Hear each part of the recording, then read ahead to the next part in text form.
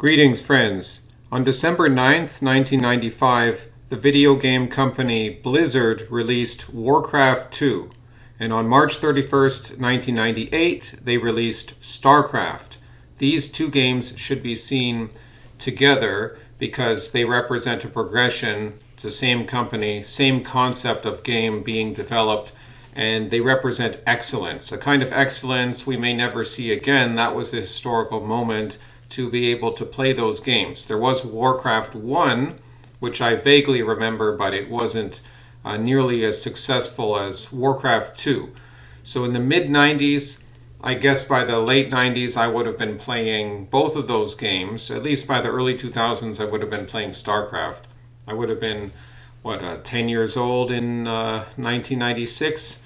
So around that age. The internet was very young at this time. The multiplayer experience for Warcraft 2 was available. I don't know if it was so used in the beginning, but certainly there was a multiplayer option available. But StarCraft is where the multiplayer option really became popular, and the game really became about the multiplayer experience as much as playing against the computer, which was part of the game, playing against the computer in the scenarios that it constructs for you, whether as the human race or against orcs, like men and elves against orcs in Warcraft, or in StarCraft, the Terrans, which I believe were modeled on specifically the American military of the Desert Storm to Iraq invasion 2003 time period, and the other races being the Protoss, which are a weird alien race, and then the Zergs, which are more of a familiar monster archetype of this blob-like mass of organic matter, very nightmarish. You can play as all three of those races and scenarios, but then the principles you learn in the game and how the game works, you can apply that to reality by coming into contact with people in the real world who will often put your fantasies to destruction immediately as they Zerg rush you in the early stages of the game. So I'm not much of a video game person or computer game person. Ever since the mid-2000s, I pretty much put that away, but I still do like to play the occasional computer game online. I have spoken of how I play chess online. I do speed chess against the computer, the same bot. It's not really to get me any better. It's sort of something I do to chill out at the end of the day. And recently I was looking for an alternate option because I was tired of always having chess being the way to unwind at the end of the day. And I thought, why not just look up Warcraft 2? Because you can play all of these games for free online. Just Google it and say play online game. The computers of today are powerful enough to take these relatively simple programs from 25 plus years ago and convert them. Like you can play Mario 64 on the internet now, basically. So you can do that with these old games. It's funny because back in the day you'd have to pay, sometimes a decent sum for these games. And you'd have to register with the company for support. And anyways, now it's different and you can just play them easily.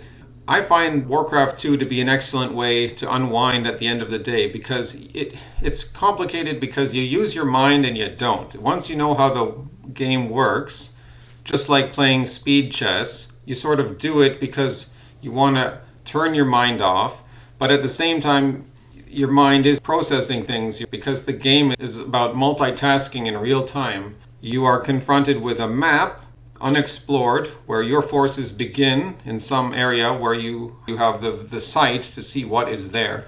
The rest of the map is usually black, or it's at least shady, showing you the terrain but not what's present in the terrain. Usually it's black and you have to explore it, but only if you have some of your forces present in an area will you know what is there. Are there enemy forces there? Are there resources you can get? Are there forests or gold mines or oil patches if it's a body of water? So I find Warcraft has been excellent to just to let me get back into it and sort of turn my mind off, but at the same time you're able to become like a machine mind. That's what it is. That's what I'm trying to get at. Part of your mind can go off, it doesn't have to, but the machine mind gets stronger. The machine mind develops because these games are about becoming a machine in some ways. And it's incredible that the people who win the championships they behave like machines. Their processing power is extremely fast. Their ability to use the mouse and click buttons and think of resource allocation and move things around on the map is exceptional. But the average person doesn't have to be able to do that. But by interacting and playing these games, you will learn basic things about strategy. This is really about waging war. And it's useful for a kid because it teaches them basic things about economics, about warfare, about industry, and strategy. You can't overspend your resources. You can't overspend your gold. You will run out of money, and there's no money lending or usury in these games. I suppose in some other civilization games you can have money lending, but not in these simple games. So you have to make your money, then you can spend it. And then there's understanding the importance of the peasant class and their farms. Any economy, any society, any civilization in the world has to rest on the backs of its commoners, the people who produce the primary goods which sustain everyone. And those are the workers, and those are the farmers. The peasants, in the case of the Kingdom of Azeroth and the Elves Alliance, it's the peasants, or the Orc peons, or in StarCraft, it's the Terran SCV, space construction vehicle, because it takes place in outer space or on other planets, but there's this backdrop of being in the extraterrestrial realm. The Zergs have their drones, and the Protoss have their probes. These are the basic units, and you need to create a lot of them at the beginning, not even necessarily knowing at the time what you're going to use them for, but you just know at the very beginning you're going to need to produce these guys because they're going to have to build your foundation. And it also teaches the lesson of how industry works, how specialization contributes. To get better weapons, to get better firepower, you're going to need secondary industries. You're going to need your lumber mill, your foundry, your oil refinery, your shipyard, and then oil platforms. You're going to need these to develop other functions, which will then allow you to develop better armor and better weapons and better trained soldiers. But there's also a risk at getting caught up with secondary functions because this takes time and money, and it might not always be the best use of your time because the enemy is deciding how to spend his resources, and he wants to wipe you out before you have a chance to wipe him out.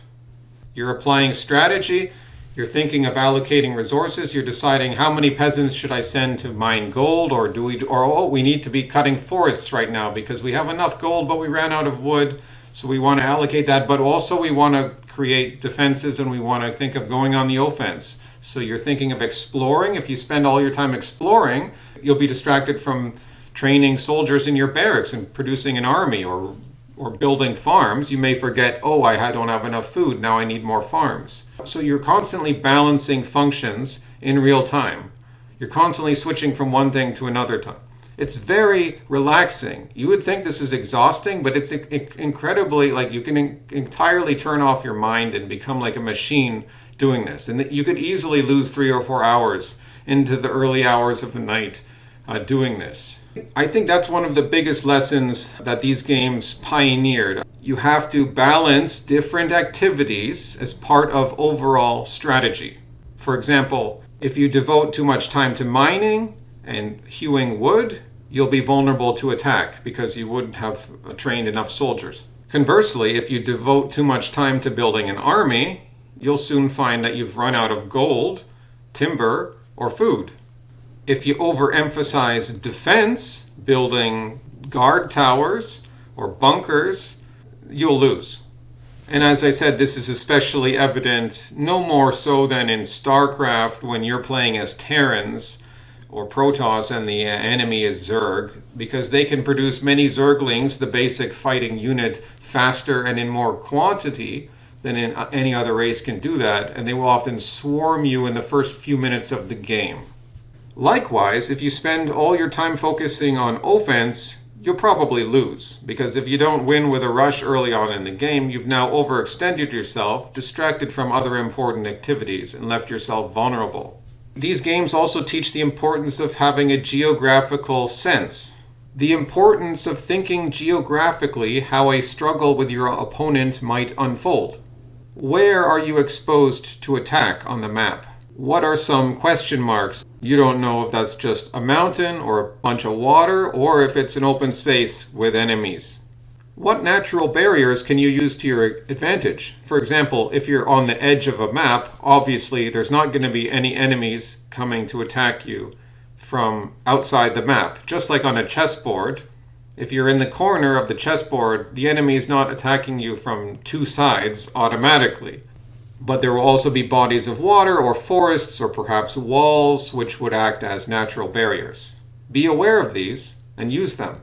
Where on the map are additional gold mines, forests, or in StarCraft, gas deposits, mineral deposits that you can use for your resources? Because even if you have a resource stream coming in the beginning of the game, your gold mine or your mineral deposits may run dry. Your forests will be depleted eventually. You may have to consider where other resources will be on the map if you want to continue building forces and expanding before you're able to really take on the enemy and wipe him out.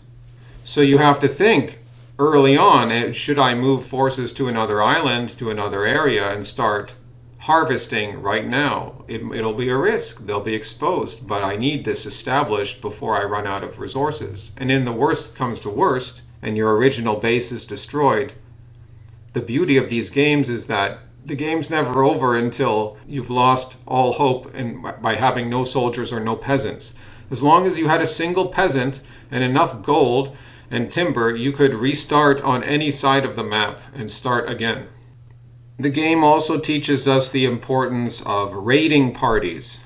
A raid brings you knowledge of enemy territory, enemy strength. It also distracts the enemy. It siphons off the enemy's resources and prevents him from his own preparations. Sending raiding parties is a form of attritional warfare, just like we see in Ukraine. And a raiding party can cause real unexpected havoc in your rear if you're not careful. Very easily, a raiding party can slaughter your peasants and your farms before you can put the problem to rest. The main idea of this game is mathematical superiority of numbers. You want to bring superior force and superior numbers to bear on the enemy, and you'll be sure to defeat them as long as you have a matching strength and effectiveness and armor. But if a raiding party comes around your rear where you don't have many soldiers or none at all, they just come around where your peasants are hewing wood, which can happen, or mining gold and just start slaughtering everyone, you've got a real problem on your hands. Workers and peasants can't really fight back. They can fight, but generally they would have to flee. They can repair structures if structures are damaged or build new ones, but that's all they're good for. The last thing I'll say is that there's nothing quite as fun and also as concerning as organizing and preparing an invasion force. Main risks are A, some or all of your transport ships may be destroyed while in passage, leading to a loss of all hands on board, meaning all the soldiers you had will be lost in one instant, which is usually about 6 troops per transport ship, depending on the scenario and the game. B, not enough troops will land in time and be able to establish an effective force before the enemy resistance overwhelms them. And C, of course, you'll spend too much time trying to prepare this invasion force to make it perfect before the enemy already invades you and causes real havoc for you. You may wish to consider a diversionary attack to distract the enemy so that you can have a better chance of landing your real invasion unimpeded. That is the true excellence of these games. It blended economic management with real-time battlefield tactics in the same scenario. Hasta luego, amigos.